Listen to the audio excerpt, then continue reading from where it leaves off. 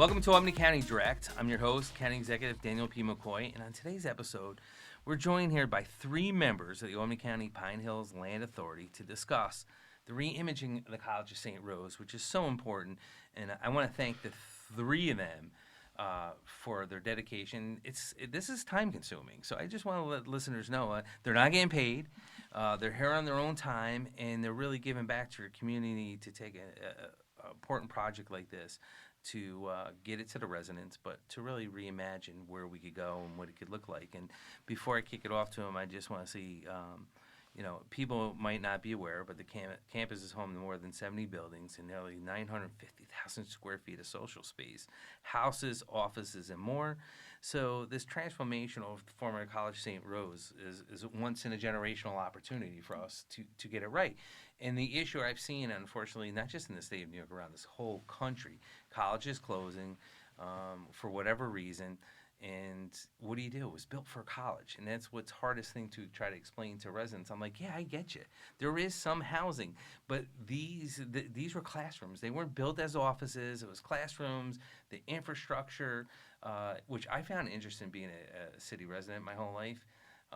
The tunnels underneath the college. Yes, I finally went through them. So I've been through every building and now the tunnels.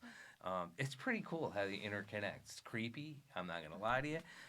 But it's pretty decent to go through. But the issues we didn't know we were going to have, with the internet being outdated, the boilers. There's a lot of things that have to be done, and I'm not going to get into that. But I don't know who wants to kick it. Jazz, you want to kick it off and go around the table? I'm with absolutely. Three extraordinary people from the Land Authority. Hello, and thank you so much for having me. My name is Jasmine Higgins. I was born and raised in the city of Albany and grew up in Pine Hills. I've mostly lived within the same 1 mile radius, which might not be uncommon for many city of Albany residents. That is so true, isn't it? They're like, how'd you end up here? We just never left. We just never left. It's a great neighborhood. It is, and my father's side of the family has lived in Pine Hills for about 5 generations, starting with my great-grandparents, John Jennings and Alma Jennings, who were credited with integrating the neighborhood. In terms of my professional life and employment, I'm currently the managing partner of Goal Line Strategy, LLC, also known as GLS. It's a boutique strategy and operations firm that works at the intersection of economic development, community development, government relations, and public affairs. I formed GLS because I saw a real gap between vision and execution when it comes to community and economic development, and it was mostly inspired by my time in the mayor's office under Mayor Sheehan. I was able to see from the inside how government functions, where the opportunities are, but also where projects can stall if there isn't someone who knows how to navigate that process. So in many ways, it's an extension of the lessons I learned in government, transparency, accountability, and inclusion. So not what to do, right? Right? How to get it done right. Listen, I'll give the government a decent amount of credit. But yes, just making sure that execution happens and that communities aren't just promised transformation, but actually see it delivered. Awesome. And it was nice as county executive to watch you from the mayor's office and where you're at today. I mean, it's a nice story that where you started off, and we love these stories that say, hey, you can start in government here, you can stay in government and do extraordinary things, or you can take what you learned and move on and try to do more extraordinary things, and that's your story. So thank you so much. Thank you. Yeah, thank you. I'm Allison Walsh. I'm a current resident of Pine Hills, also was born in Pine Hills. I did leave for a little while, even left the city of Albany and went to New York City, but I did end up back here. All right, we don't want to talk about that. Yeah, no, I'm back. I live right around the corner. For my day job, I'm Vice President of Real Estate Development and Planning at Empire State Development, which is the state's economic development agency. I work on a portfolio of closed state facilities, mainly prisons and psychiatric centers, so places that have a lot of purpose-built buildings on large campuses. So a lot of my day-to-day mimics what we're working on here at St. Rose, except we're very lucky that the county stepped in and kind of bridged the gap between closure and redevelopment, because that's not a luxury I'm dealing with a lot. I have a lot of old, rotting buildings that have not been maintained. It's much harder to really do something meaningful with them. So we're also in a much more strategic location than the properties I handle, so it's a fun kind of way to spend my free time. And what background you have to really highlight some of the things we need to do right. I've said this, and we in government at times don't mothball things correctly most of the time. And I look at Dome Stewart, which was a beautiful piece of property, And yeah, it wasn't in our control for the most part, but then not staying up on codes and making sure that they're fitting into the certain requirements makes it hard. Like I think of the old YMCA on Washington that we could have really redone. And when I walked through that building, when they were looking to sell it, I'm like, what happened? Black mold, the board. They turned the heat off, they turned the water off. It sounds good financially at that time, but the impact then to take a building like that and now to rehab it and fix it. It's just you can't afford it. Becomes impossible. Yeah. Yep. Allie? So my name is Alejandra Polino. I go by Allie. I'm actually probably representing the other part of Albany that go to school here and stay here. And there are a lot of us like that. And that was in 1999. Wow. So I have lived in Center Square. I also lived in Saratoga Springs, but I've been calling the city of Albany my home for really a long time. That's all I will say. I live down the street from Saint Rose. I drive by it every single day as my 7-minute commute to downtown Albany. I was going to say, it's not a far commute, right? So to me, this is very personal. I've seen the arc of where we began last year and where we are now, and I think it's already transformational. So thank you very much. And for my day job, I work for the New York State Senate. I've been a government employee. I work for the county as well. Yes. For some time. So I think I have a lot of friends, a lot of acquaintances who, like I, want to stay in the city of Albany and really want to see it grow and have a place for even our parents to continue to be as they age out of their homes. So I just think this is an opportunity that I'm very privileged for you to bring to me. And I'm glad to have a time to volunteer and do something and give back. And I have to thank three because I know professionally all three are so busy. And people don't get that. Like, you juggle stuff at home, you juggle work, and then now this. Like, yeah, sure, I want to volunteer for something else. But it is an important project. And I love what you said about living here. I didn't know until I went to the first meeting that you all held.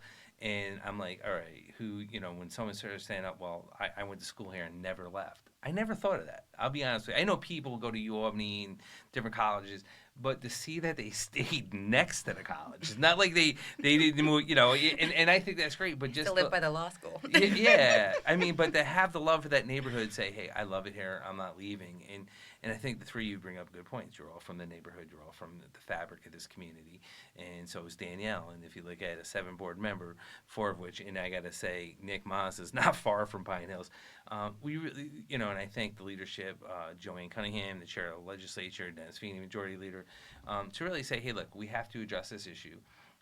But we also want to make this the neighborhood really feel embraced about this because it's worried me the most. When I talk to the business owners out here, people reach out to my office. They were scared, and they were scared what was going to happen if it mothballed up. And we all know what could have happened, and we're not going to let that happen with the three of your leadership. And I do want to thank everyone who's listening. To stay engaged and contribute to ideas, what's the best way for this to continue to evolve? We need to reach outside, and it gets to the point that you're saying, like, when I was the first meeting, I felt like there was 500 people there. I'm like, how many from the Pine Hills? It was like 98% of them from Pine Hills, and it was just interesting. And I said, we got to go out on the outskirts, but we've got a ton of emails in the county, and one of the things I've seen lacking, not housing for seniors. But what it breaks. I shouldn't say. Well, it does.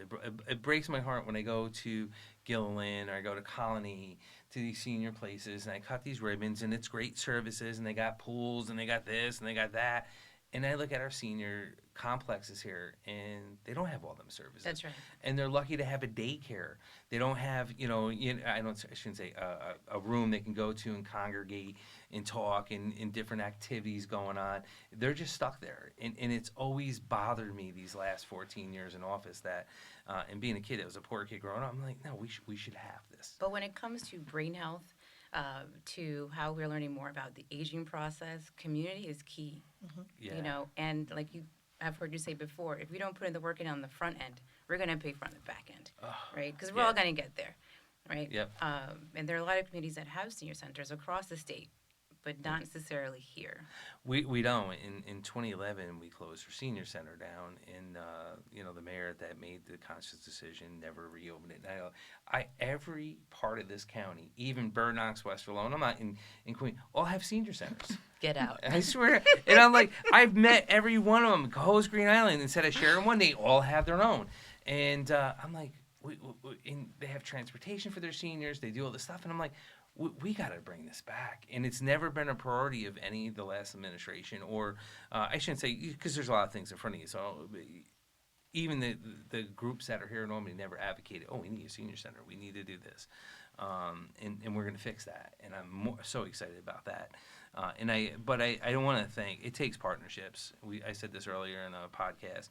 It takes partnerships. It takes extraordinary people to do things, to have smart people. And I want to thank the three of you for that. I always say that. I did this speech in D.C. and I had people laugh, and I go, listen, surround yourself with the smartest people. And I said, I like to be the dumbest person in the room, and you're going to do extraordinary stuff, right? And it's the same thing sitting here at this table, watching what the board's doing and trying to be answering to the community, but also as the whole. And that gets me to the point I was saying about the seniors when we talked about affordable housing. How's that work? What's the best model, right? I had so many people outside, more so than in the city, that said, I want to move there. All them amenities, I want to be at the College of Saint Rose, which is great. But I want to do this for seniors in Albany to give them the opportunity to have all these things at their fingertips, from not just, the senior center we're going to put in, the interactive stuff, the food, the gym, the programs. We moved our senior, and thank you for all this, we moved pretty quick because it got back to not leaving this vacant. I wanted to keep people here. And I said it was so important to keep the security intact, to start having people walk around here. I was walking around 10 o'clock at night, so if you do hear about a strange guy at nighttime walking around here, it's me. Security knows me now. They chased me down a couple times. But just to see what's going on in the community and just get a feel like where we need to be, right? And, we kept the security. We got the sheriff come out. We put Department of Aging in here, veterans. It was easy, smaller departments, in government. You can't, like I tell everyone, we have to plan something like 4 years out. You just don't hit a light switch and you move an agency and you go. It's not that easy, but when you're talking 6-8 people, even that was difficult, but we made it happen very quickly. And then, we said, hey, these are buildings we can use. I can move the sheriff's department out here. They're not going to, I want to make this clear, though. They're not making arrests. They're not booking anyone here. It's their administrative staff. It's going to be, but you're going to have law enforcement and a big presence, which is going to make it even more secure. And then hopefully the announcements, I know we can't get into them all. There's, announcements that are going on, hopefully, and everything else you're working on. But I look at it. I could go on forever. But I will say, having the presence of the county there, to your point, not only does it make the neighborhood look like there's life, yes, there, but going to the maintenance of the buildings, to your point about Tom Stewart, if you didn't have people in the buildings, then you don't know when something is, there is mold in a place or something is falling apart. So it's serving all the purposes together. So, making sure that the building has the integrity that we need it to be, which I didn't really realize that part until later. I didn't either, but when I went through all these buildings, I'm like, there's no water in the toilets. And they're like, that's going to do the pipes and this.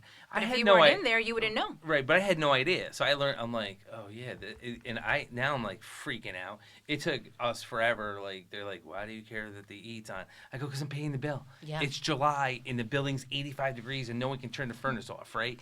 I'm like, can we please take care? And they're like, what are you doing? I'm like, that's what I do at night when I don't sleep. I'm like, I'm going around. Because, again, I got to be frugal to the taxpayers. That's and right. I got to make sure I'm holding everything accountable. And I know I'm driving Kevin and Lions crazy because, again, that I'm taking that obligation very serious of trying to pay this off and holding things fast. But, like, even with CPL, I do want to thank them, too. They're doing it for the redevelopment study that you brought on board.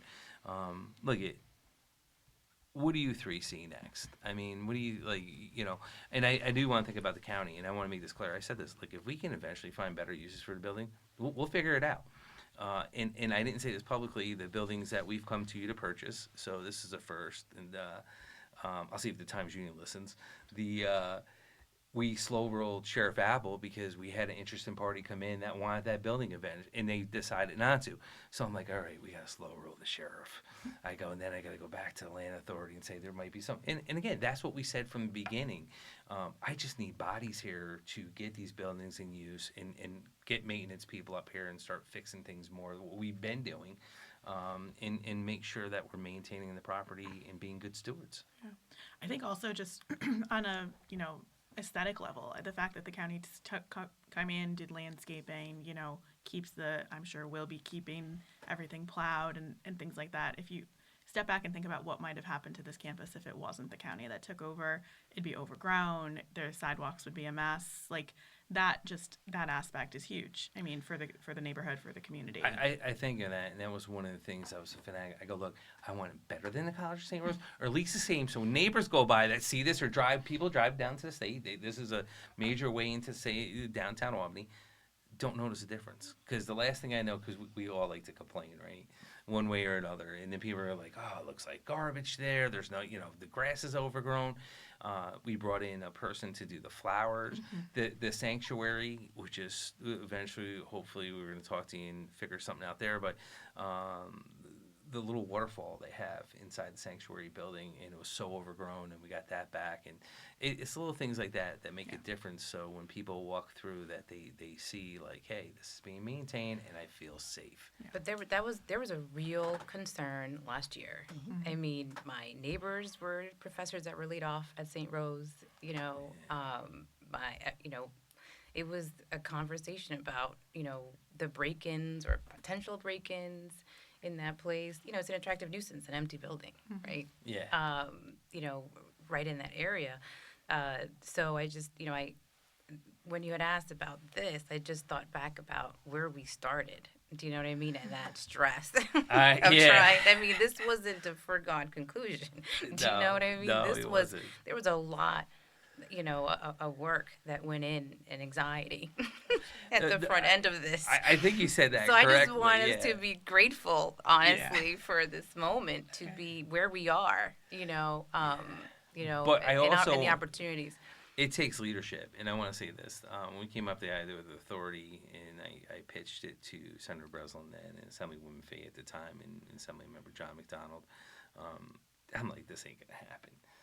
There's no way they're going to move this fast. And for the leadership of the Senate and for the Assembly to move this quick, to create you all being in government, so you know how it goes when it comes to legislation, a lot of personalities, a lot of different issues, even though it doesn't affect their area, but it could because they might be doing the same thing. People got to understand that. To have this legislation go through that quick, and the governor signed it, I was kind of like, all right, well, this ain't going to happen. And I was kind of okay with it because I'm like, I did my best. I put my best foot forward because we've never taken a project on like this county. So I can tell you, the three of you, I was scared. I was like, how do we make it work? How do I pay for it?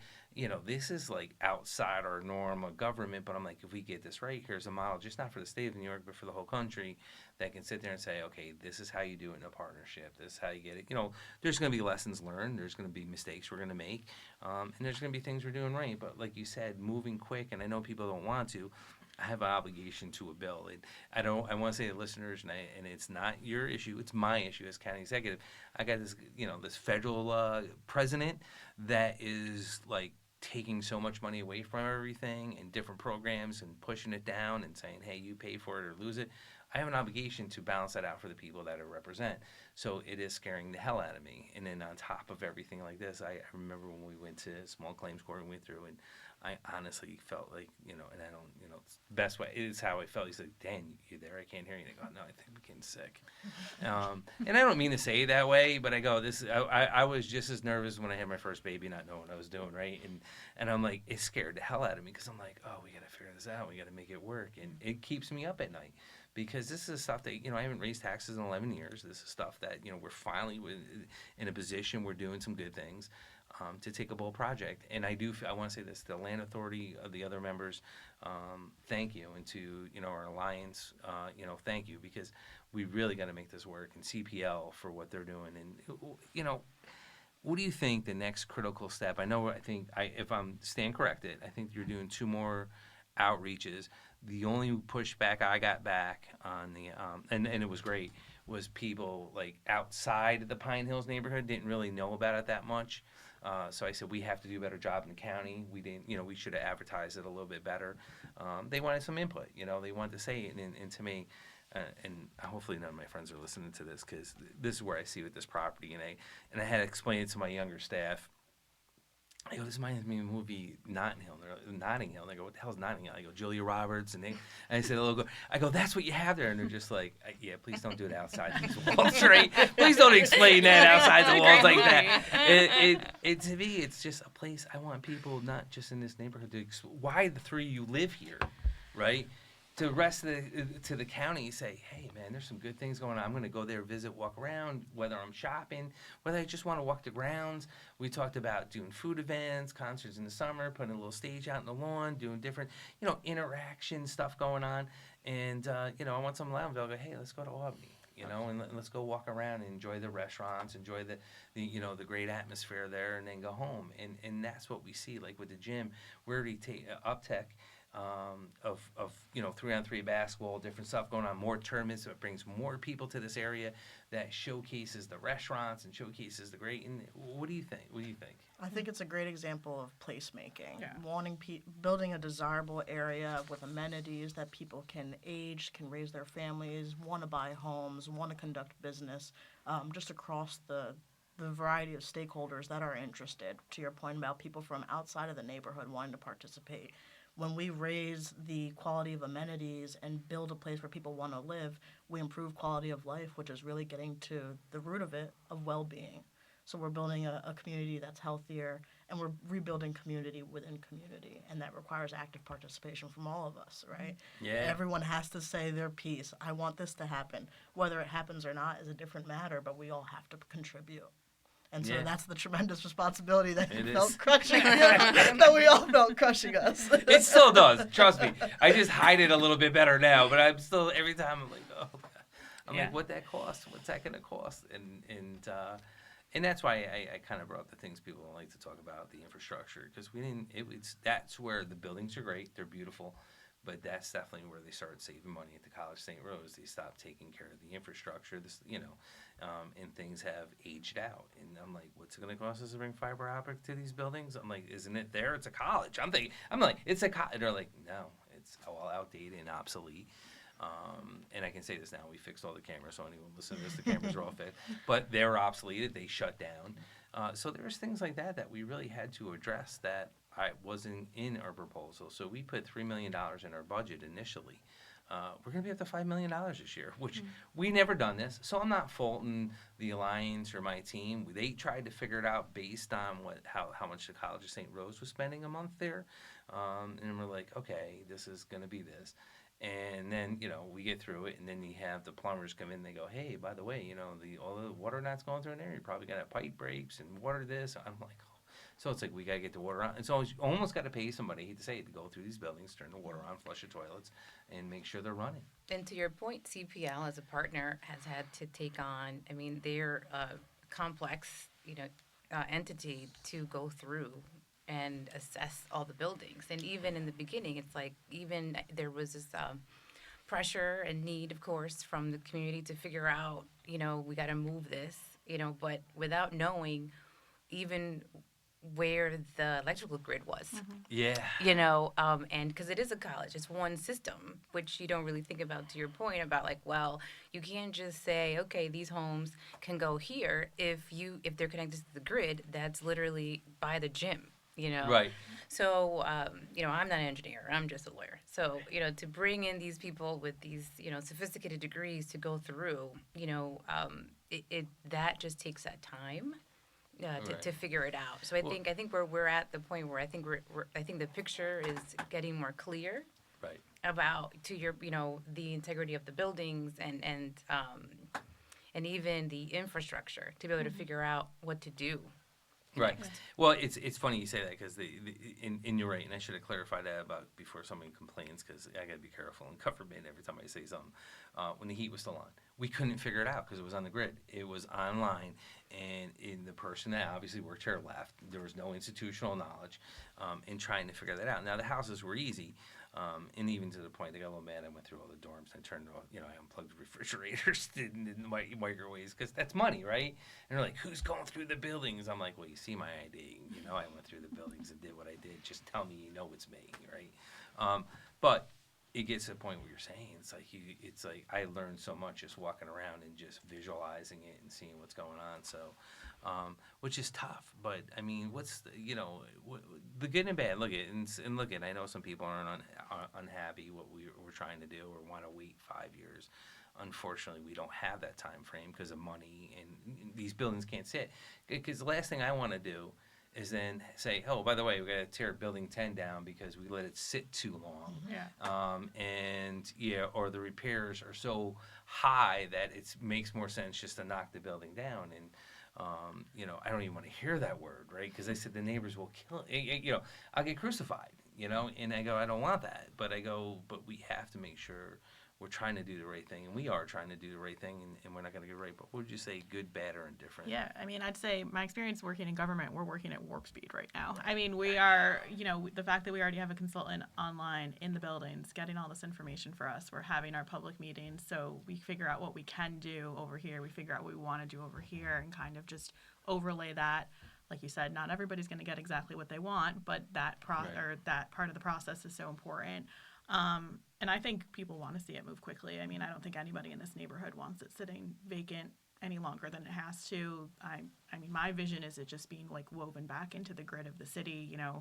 I've lived here for how long, and I'd never walked into the middle of Saint Rose before. I didn't know about that like cool kind of courtyard. Isn't it really? Part. It is really cool vibe walking through there. Yeah, so making it accessible to the neighborhood, bringing in it's big enough that you can have multiple uses there too, I think. So if you have some senior center or senior living over here, you have a park and a restaurant and a playground over here. I think it's really, there's so much opportunity on there for it to really just be a really dynamic part of the neighborhood. And to Jasmine's point, this is a great placemaking opportunity. There's a lot of opportunities to really just make it a massive asset for this part of Uptown Albany. Right.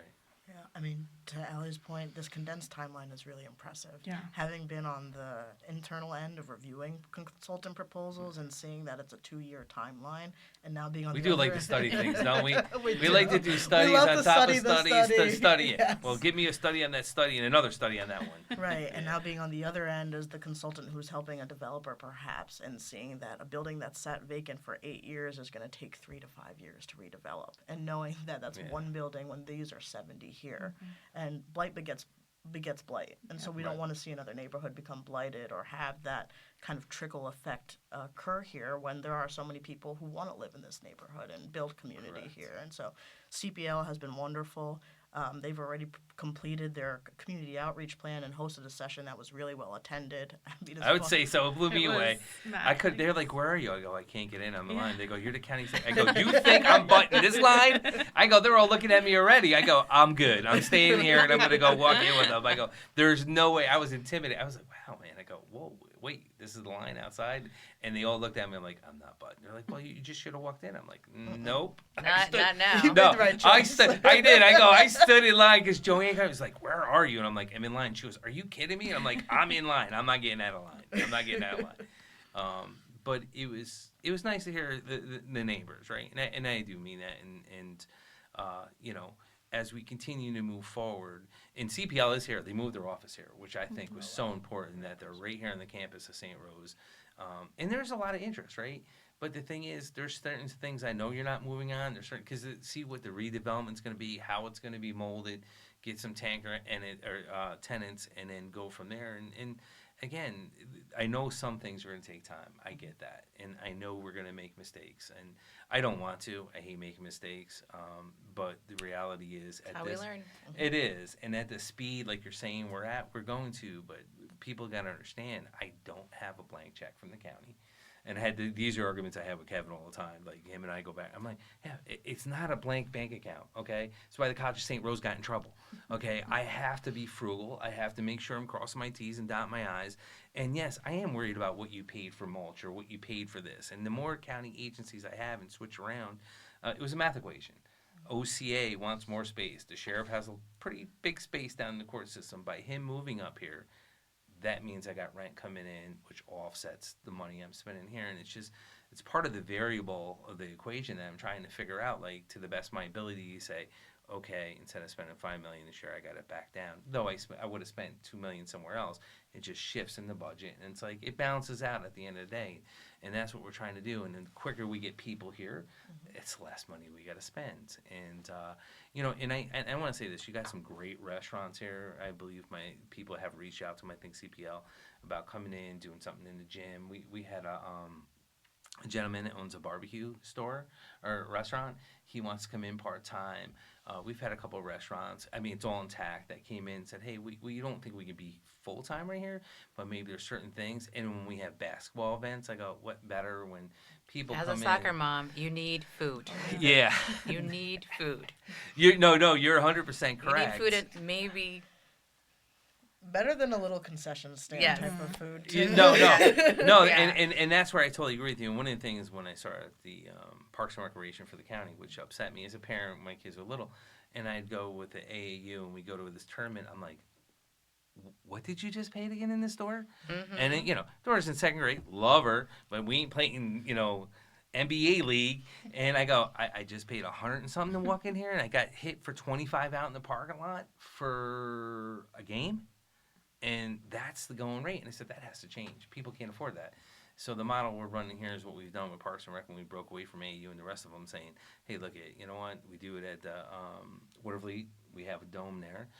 We brought Cohoes Community Center, so we're doing the same thing once we open the doors there. And same program we're running here, paying for a lot of activities going on. By the way, you have pickleball going on. We have aerobics going on already at the gym. That's opened up. We opened up time to the neighbors out here. And the only complaint I got, and I'll throw her in, was Assemblywoman, what's her name? Gabriella, right? I'm joking. But yeah, it was her who said, what do you mean it's only, it was, oh God, what was it? I didn't realize she was younger than 35. They did 35 to 55. And she was, I'm being discriminated against. And I'm like, what? I'm like, and I go, I'm sorry, I thought you were 38. Of course, what am I going to say? She's hammering me, so I gave it back to her. And we changed it. But again, we're already doing the stuff. We have schools that used to use the pool. You're going to see more pool programs in the winter and open time for the neighbors. And I thought that was the most important thing.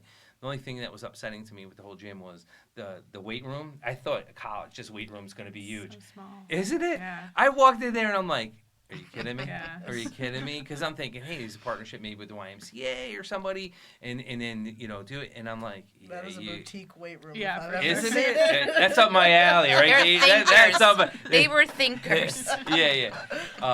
But to me to have this open for the community, and not just the Pine Hills residents, but residents that know, say, hey, I can go pick up some basketball. I can do, and we have to balance it out, not renting it out all the time. There's people. I was surprised how many schools rented it out, and I'm like, that's great, but then that shuts it off to the community, and that's why I thought it was important we control the gym to say, hey, look, no, we're going to balance this out. I want people to have birthday parties in the pool. I want them to come there and do different things, or just like you're looking for something to do in the wintertime with your kids. Well, I had mentioned that in one of the meetings that as a resident, I live down the street. Like if I'm constantly going outside of the city, I'm constantly going to Latham, constantly going somewhere else, just for activities or camps for my son. You know, and it would be great to just have something closer, and there are a lot of us, around here. And we all see each other 20 minutes away. Right. It doesn't make any sense. It's funny you said that, and it breaks my heart. I thought it changed because I was the same way when my kids all three were little. Really? And I'm I'm here for a Funplex Park here. I'm going here for batting cages. I'm going, and I'm like, I love the city. Why isn't this in the city of Albany? Why do I have to go outside with my kids to have fun? Yeah. And there's parks. Don't get me wrong. They improve zone, but there's not. There's that type of stuff, and that's why with the senior center, oh God, I'm gonna date myself. To be a grandpa, I do. I don't want to say get stuck. I get mandatory once a week to pick up my granddaughter, and I said no, but that didn't work out too well. I said, you know who I am? I'm too busy, and they just laughed and said, "Yo, get her on Wednesdays," which I did. I did last year, but like, what do I do? And you have seniors, unfortunately, grandparents that their kids can't afford to send to daycare. They are raising their grandkids, and I said we have to have an interaction here. And I was sick of going to Saratoga for the Children's Museum, or Amsterdam, which we should have had that aquarium downtown Albany. I go out to Rotterdam. It blew me away. I mean, just what they did with the aquarium, the dinosaur stuff, and I could go on and on. I want that here. So I did get a company, and I was like, hey, if we do this, and it started off with seniors, so I'm going to put a challenge out to all of you because I'm ahead of my skis now. I wanted seniors to become there. We're just going to do an interactive room so they could drink coffee. The kids, we're not a babysitting service. I want to make that clear. It's not going to be opened up as a baby. I just wanted to say, thank you as a grandparent. Yeah. Right? Because it's beyond, when they're little in daycare before they get into pre-K. I wouldn't be able to do what I do if my, mom didn't help me. And I think I speak for a lot of folks in my circle and in my generation that even throughout, middle school and grade school, I think grandparents, I think their role in helping after school, time where we're at work is really, integral to us succeeding, and there isn't, and it's hard for them to find a place away from us too, to also interact with other people that are similarly situated, so, it's, when we talk about grandparents, the age is very flexible. I I appreciate that. No, it's totally. I think there's two things. I think that there's a gap in servicing a certain population too, and I think that's where I think, to your point about the senior center, it could serve all kinds. Your coffee or pickleball and anything else. And that's where I thought was important. The reason why I want to put this challenge out to you is because I was thinking this little interaction thing. Well, I got this company in the hook that said, "We'll spend $500,000," and I'm like, all right, how do I now? Do I still just do that little interaction and then have a better place? Because it gets to your point, and I forgot because all these years later, I totally forgot. Like, hey, there's really nothing to do, and I'm like, what do we do? What is it? And then someone looked at me and goes, I'm not trying to insult you, county executive. Maybe you might want to reach out. And I'm like, yeah, no, you're right. I am that old now. I'm like, what are they, these kids into? And what would make it attraction? I know, it's terrible, isn't it? I feel, I would never admit this publicly, but I am on the air. So it's what, I want something here, like, people, instead of like have to go to Rotterdam or Saratoga or Schenectady for their museums, like, and we have a beautiful museum, you guys are going to take care of that in downtown, but to have a place here that's a destination, I don't know what that would be. Like, interacting for kids that's free, that would be a great space to say, hey, I'm going to stroll around in the summertime or fall or spring. Winter, you can be inside and have something to do, we all know what it's like. You want to waste a couple hours. I have a 5-year-old and a 2-year-old, so anything that I can do to get them out of the house in the winter would be ideal. Yeah, like even just an indoor playground, like as simple as the regular playground structures in an indoor space, so we can just we're constantly spending money at Ninja Lab, exactly, at Apex, I was about to say that. So if you're not moneyed enough to do these things, you're paying $15 or $20 for like 12 minutes of laser tag, right? And these are all the things that certain of us do, like during the winter. There's an entire population that has to make decisions as to like what do they do during the winter, right? There are but so many trampoline parks too, and everything, like to your point about even the sports park, walking in and out of the mall in one of these places, it's like you're leaving. It's, and then they ask the parent, do you want to jump too? No, thank you. I'll watch. I'll watch. No, and I agree with you, and you bring up a valid point. Like, and it comes down to dollars and cents. People are doing great. I'm happy for them. Not everyone's doing great, and whatever the story is behind it. And I said to everyone, I go, some people struggle every day. Do I pay the rent? Do I pay the mortgage? Do I pay the insurance? Do I put food on the table? I was one of them kids growing up. I grew up on welfare. And to sit here and go, okay, I want them kids to have a place to go to. They don't, where the parents can say, wow, I can just go up the street or take a bus to the College of Saint Rose. and have my kids interact and have fun. But and, also interact with other parents, too. correct, 'cause and that- not spend yeah. money, right? Right. And be, not unless you want a Yeah. cup of coffee or something like that. Let's all you know? meet up at the... Yeah, I Yeah. think that's a big part of it, too, the community aspect. Yeah, especially as times get more difficult, right? The housing bubble, the way economics are going, not to be all Debbie Downer, but people are going to need each other in socialization now more than ever, the same way we did after COVID and during COVID. I agree. I know I tied you up enough. Do you want a final word before I close? Do you want to say anything? I think my final word would be to the beginning of the conversation that Jasmine brought up about building community, really. And I I like think the fact that we have sidewalks is what makes us different, and that's what's going to bring people back together. You know, having a conversation earlier about bringing people back to work and how that means like mentorship and conversation and community. Right. And the fact that we have sidewalks, that we can, walk out, our doors and keep walking to a place where we can say hello to each other and see each other, because times are probably or maybe are hard now. They may get harder. A lot of things are going on out there. And I think building that sense of place where it's a welcomed environment, and to, when it comes to affordability, no one's asking any other questions and you're just free to just be in that one place. So I just wanted to, and my last word would be about like going back to community and like being grateful that this opportunity came up at really the right time. Yeah. The sidewalk point is huge, and my son literally the other day asked why his grandmother's neighborhood doesn't have sidewalks. She lives out in the suburbs, and he doesn't get it because he's only lived in the city of Albany, and we walk to the playground. What do you mean they don't have sidewalks and We have 3 street lights? playgrounds that we can walk to. We can walk to the grocery store. We Yeah. can walk to get breakfast. We can, those are things that are just built into our life that I can't even fathom giving up. So I think, and the fact that we can meet up with friends at the playground and things like that and just run into them there, which is it's a huge quality of life thing. It seems small, but it's massive. The community aspect is really important. You know what I love, the 3 you just said? And I get so mad when I go to neighborhood meetings and people start complaining about everything they don't like about the neighborhood, right? And I'm like, it's America. You can live wherever you want.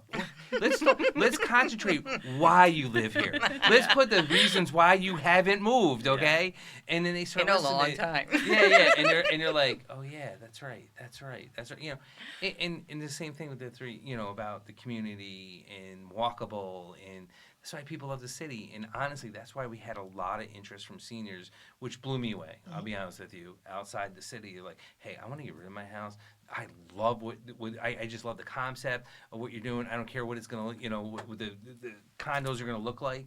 And I go, either do I, right? And they just went on, and I'm like, wow. And the interest in the emails and the phone calls we were taking just blew me away. And I'm like, okay, but I need that in the city because I really want to take care of these seniors, or have a place where, people might say, hey, why is there like 300 seniors walking around the College of Saint Rose? Get them out of their apartments, get them up here to enjoy these amenities, enjoy a whole new opportunity they didn't have, right? And that should have been here in the city, and we should have taken care of. We're better than that, and we got to continue to work on that. But I know the 3 of you have a lot of work ahead of you. I know that the land authority, look at we had to just keep the chains moving.